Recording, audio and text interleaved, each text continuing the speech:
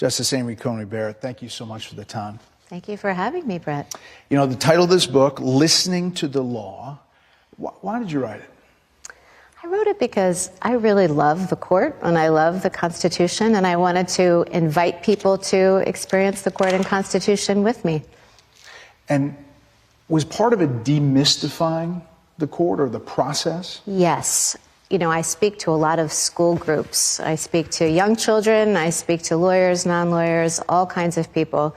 And I get the same questions across groups. How does the court get its cases? How does the court decide cases? Do the justices get along?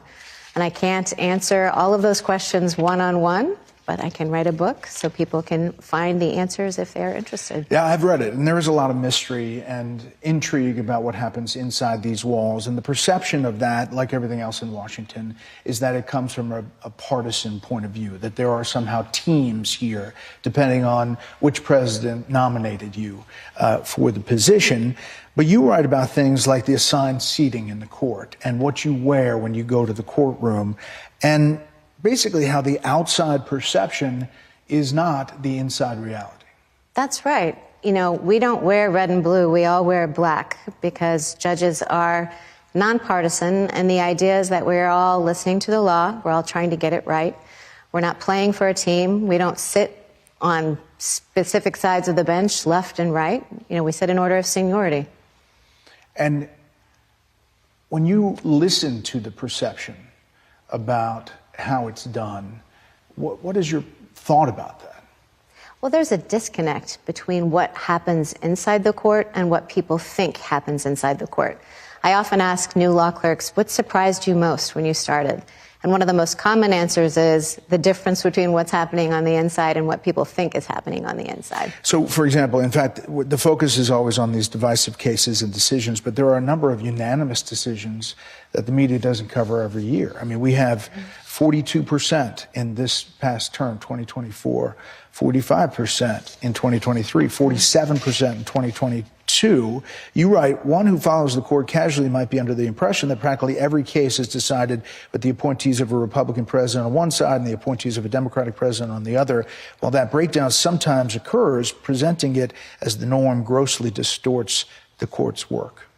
That's absolutely right. You know, last year, I believe it was 6 cases, you know, roughly around 10% cases broke down by party of appointing president. That's a pretty small number given the overall number of cases that we're hearing. That said, the current perception, like I said, is that the left is saying this court is protecting President Trump in his effort to consolidate power. You can see that really from the recent headlines. There's a lot of them about that.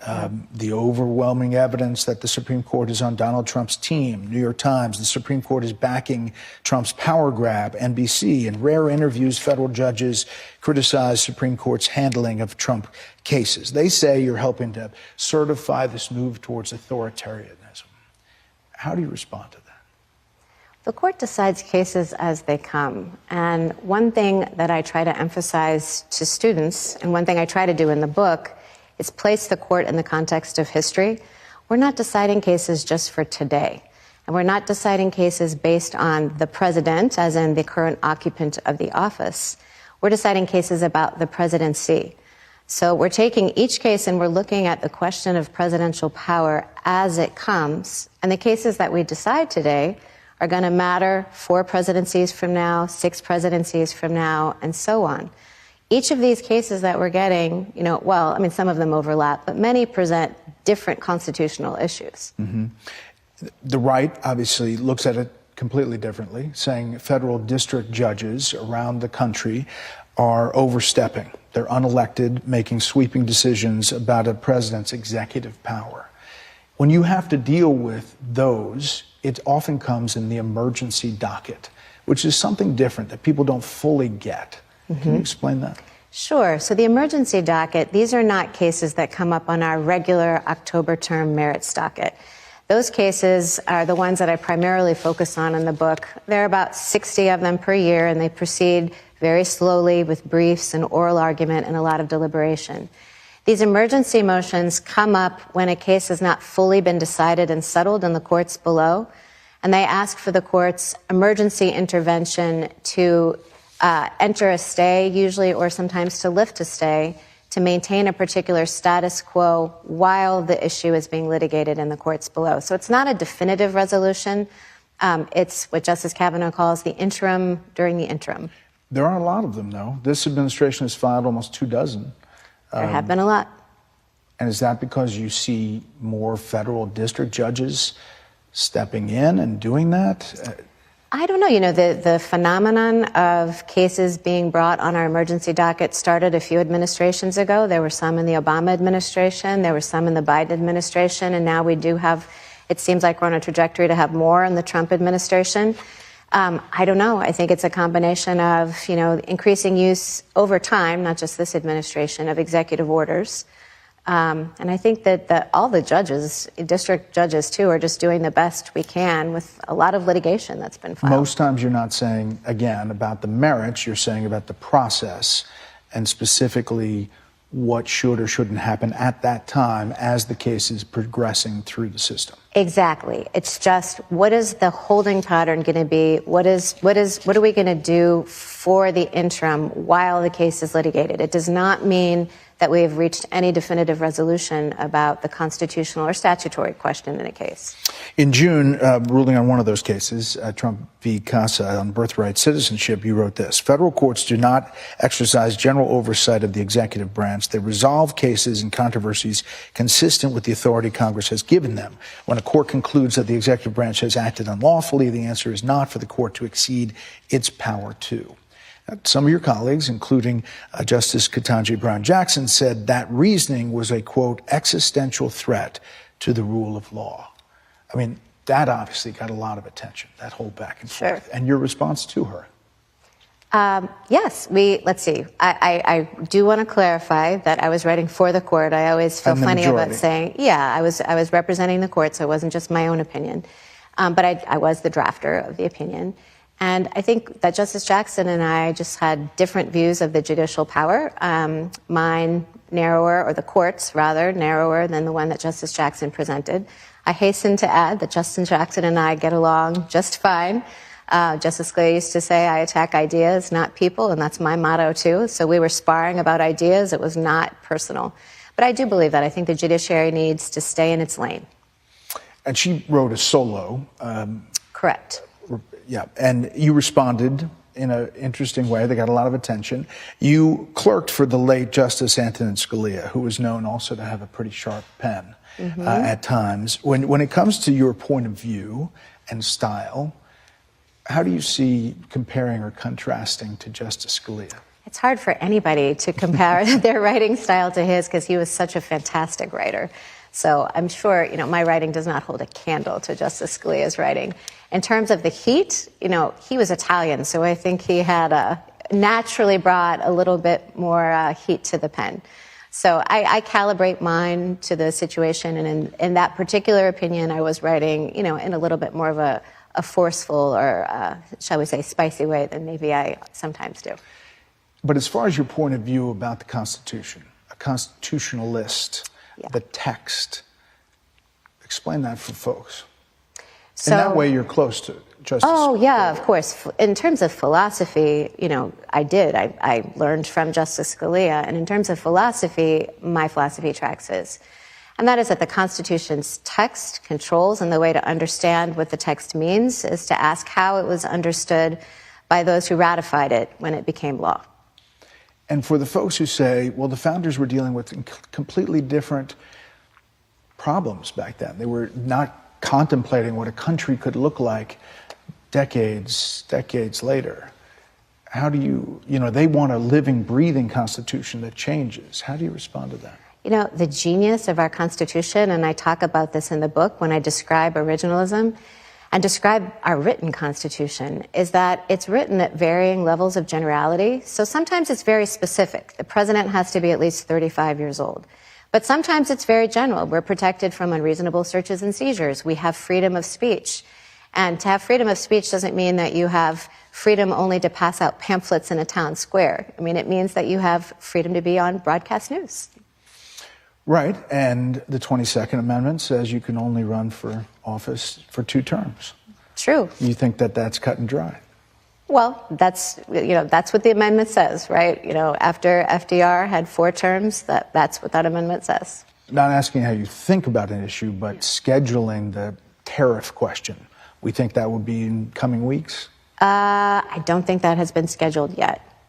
But we certainly take into account requests to move things along quickly when it's necessary, but that one has not been scheduled yet. To my knowledge, you might have more current information than I do. Well, I don't know about that. You live inside these walls here. You spend some time in the book discussing the Dobbs decision, and that overturned Roe v. Wade and the precedent, ending the nationwide constitutional right to abortion, as it's so called. You write the court's role is to respect the choices that the people have agreed upon, not to tell them what they should agree to.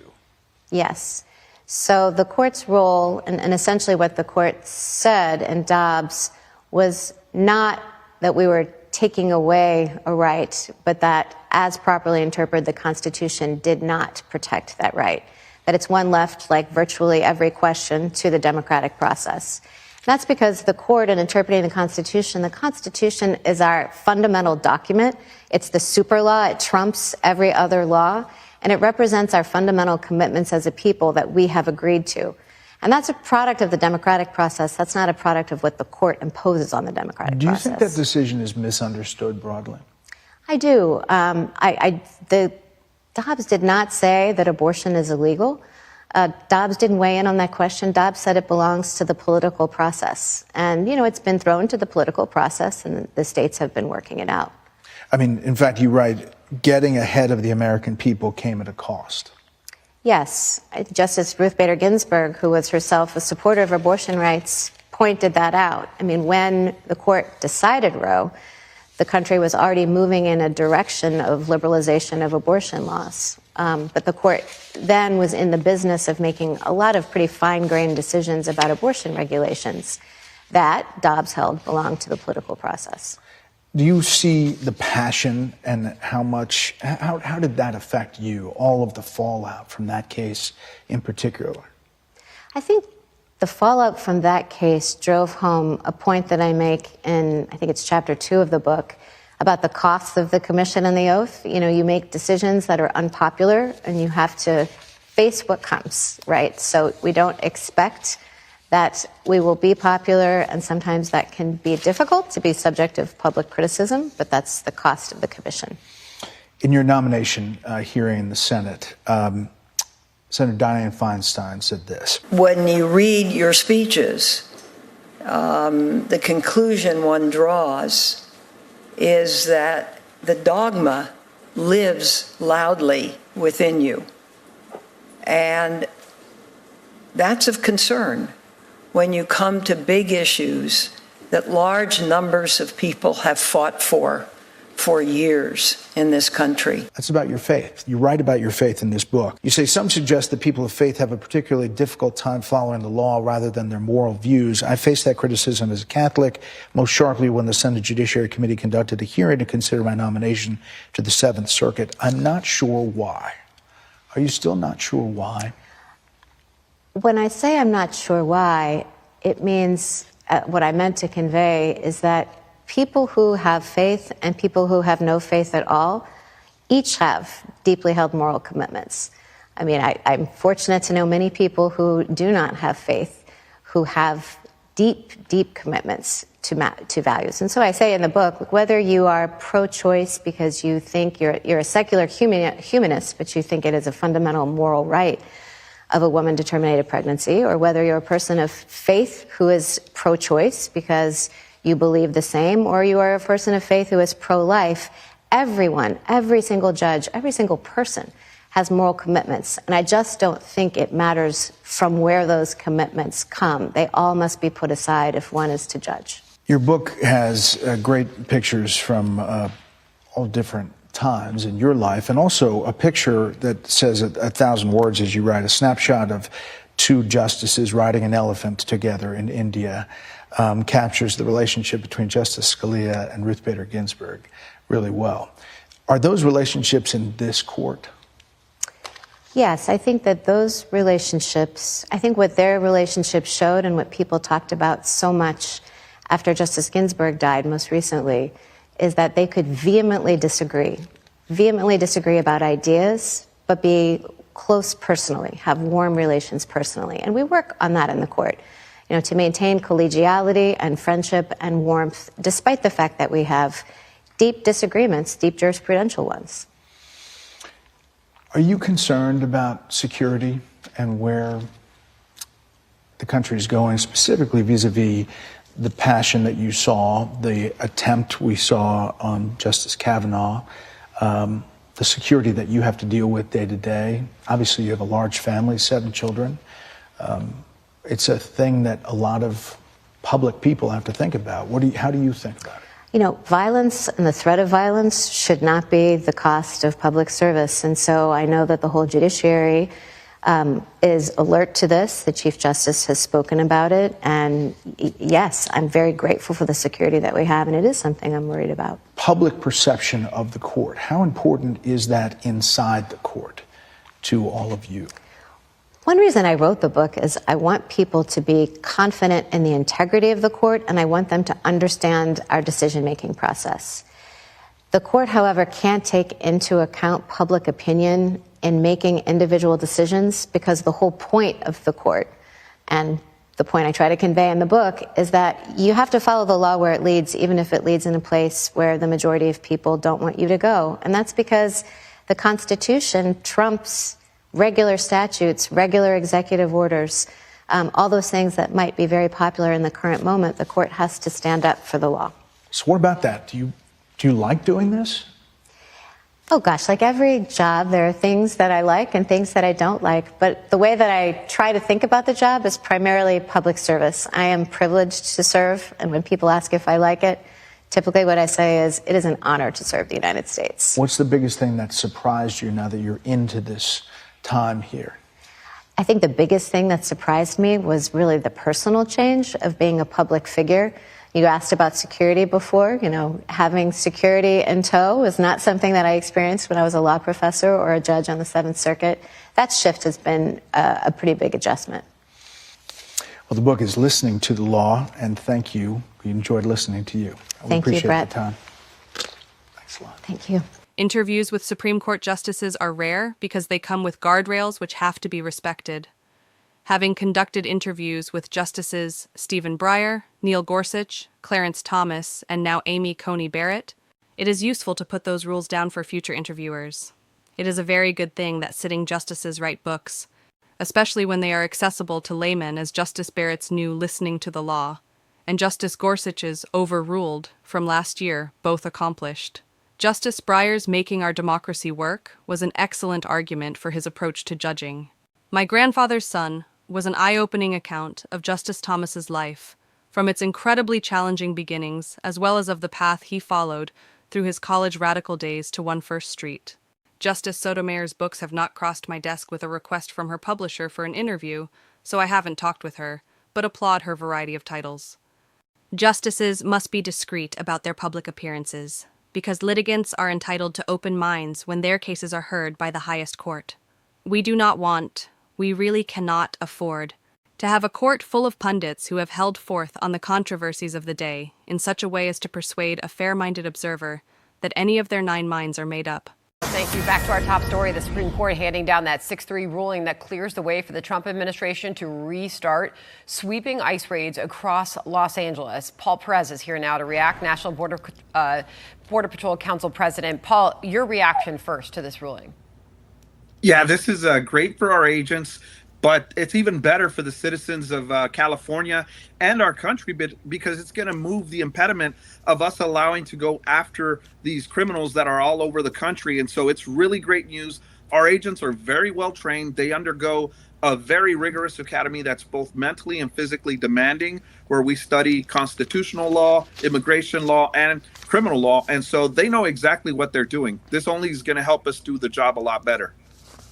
And Paul, DHS reacting to this ruling, they say in part, quote, "This is a win for the safety of Californians and the rule of law.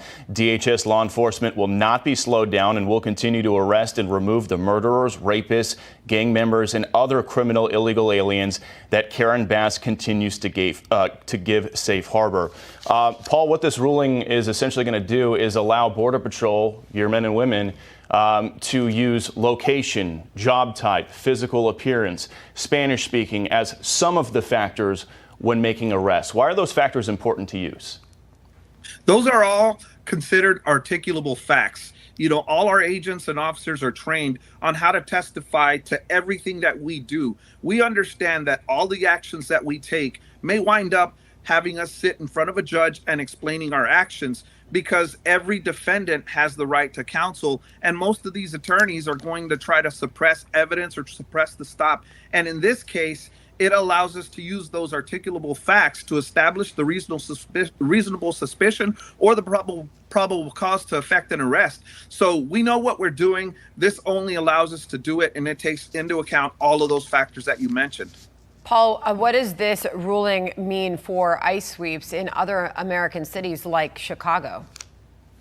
It's great because, again, it allows us to do exactly what President Trump said he was going to do, which is remove these criminals. We know they're operating. I mean, there's millions across the country, so it's not going to be only in Chicago. Anywhere we decide to go, we're going to be successful because of the amount of illegal immigrants that were allowed into this country under the 4 years of the Biden administration. So it's going to be good for us to be able to go out there and use this ruling to apprehend more people that should not be in the country. And Paul, you might remember back in August, LA Mayor Karen Bass took a little bit of a victory lap when that lower court first blocked what ICE and Border Patrol were doing out here. Here's what she said at the time, quote, "Los Angeles stood strong and we won. You can't just snatch people off the streets based on appearance. The court knows that, the people know that, and now this administration knows that." Well, the Supreme Court has now ruled against Los Angeles, at least for now, while the underlying merits of the case play out. But that's been the criticism, Paul, is that Border Patrol is just going out there and just snatching anybody who looks Latino to them out here in Southern California. What has really been happening? Yeah, and that's unfortunate, the fear-mongering and the rhetoric, the false rhetoric. So our agents they're enforcing immigration law as it is on the books. You know, these are targeted enforcement actions.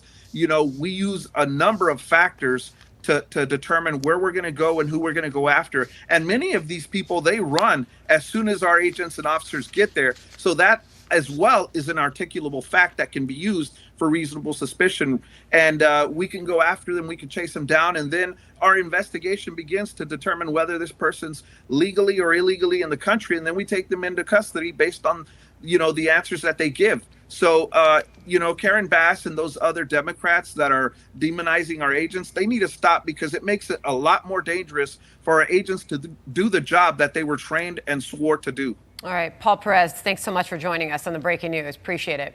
Thanks, Paul. Thank you. As far as the dissenters, this is Kagan and Jackson. They wrote on the majority's move, quote, "We should not have to live in a country where the government can seize anyone who looks Latino, speaks Spanish, to your point, Bill, and appears to work a low-wage job rather than stand idly by while our constitutional freedoms are lost. I dissent."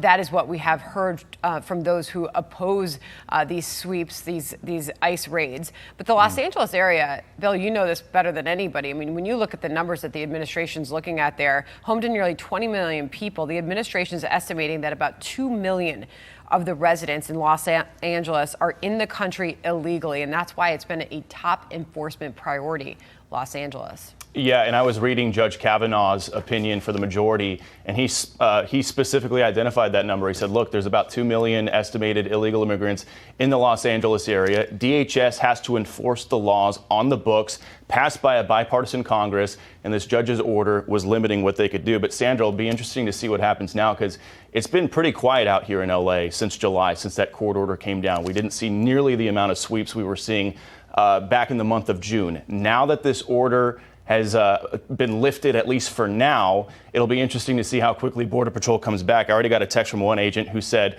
fire up the engines, we're coming back. Yeah, yeah, you know, it'll be interesting to see how that plays out. That could change, and that could change soon, for sure, Bill. Yep. It is fine for the political branches to weigh in on every question of the day, but not so the court charged with rendering final and binding opinions on questions being debated across the land. Whatever your opinion on the court's decisions, those decisions are explained via the opinions that they issue, and most of those can be absorbed, at least in large part, by laymen. Lawyers and law professors might guess how particular questions reaching the court will be decided, but guesses aren't votes by justices, and even 500 or 5,000 guesses don't add up to the 5 votes necessary for a majority opinion. There are approximately 9,000 full-time law professors in the United States. There are often far more than 500 guesses, and sometimes beyond 5,000 when journalists and pundits pile on. Meantime, President Trump urging the Supreme Court to make a quick decision on whether or not he can impose his sweeping tariffs under federal emergency law after a federal appeals court ruled them illegal. The Trump team writing in their appeal, quote, "The tariffs are promoting peace and unprecedented economic prosperity, and that the denial of tariff authority would expose our nation to trade retaliation without effective defenses and thrust America back to the brink of economic catastrophe." The president says the stakes couldn't be any higher.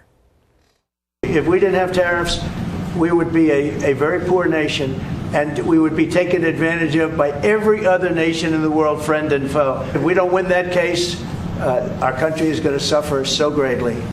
Associate White House counsel Graziella Pastore joins me now to discuss. Welcome to the program, Graziella. The federal appeals court said that tariffs need to come from Congress and not the president. What's your rebuttal to that argument? It's been a busy week for the White House counsel's office and the Department of Justice with a series of appeals.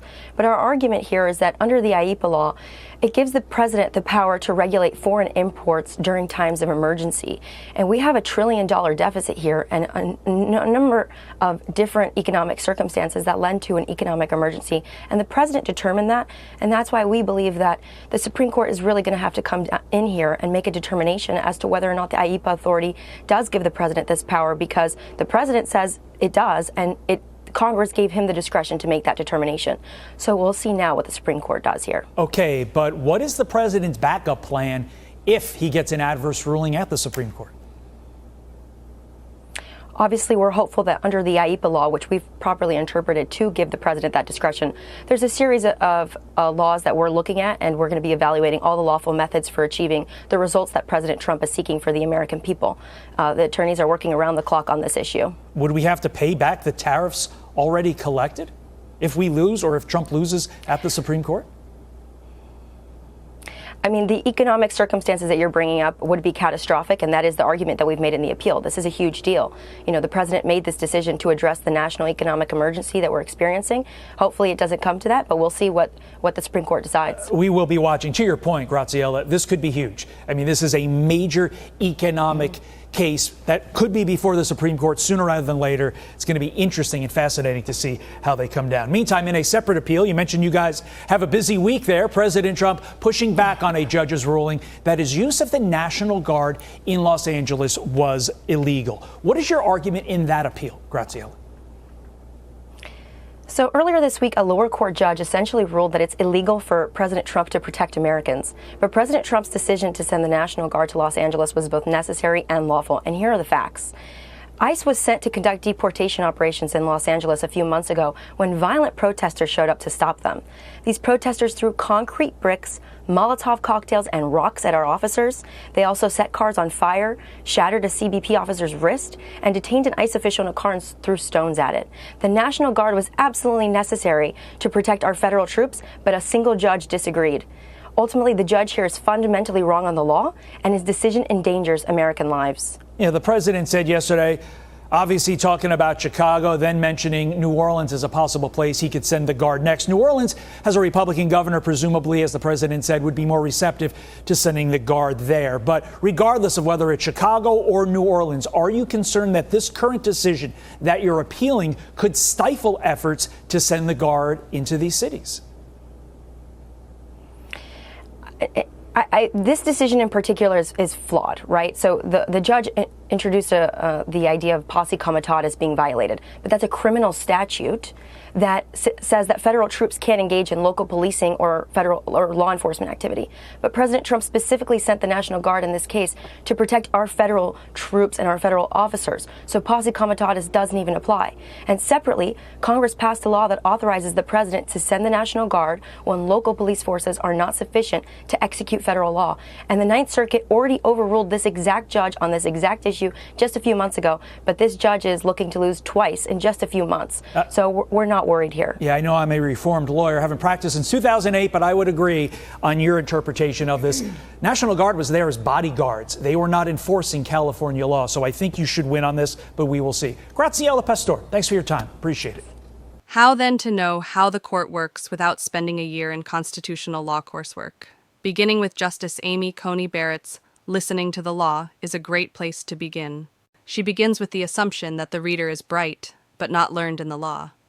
It's an excellent starting point for even law students, but especially for the public. The Supreme Court and, indeed, all federal courts are courts of limited jurisdiction.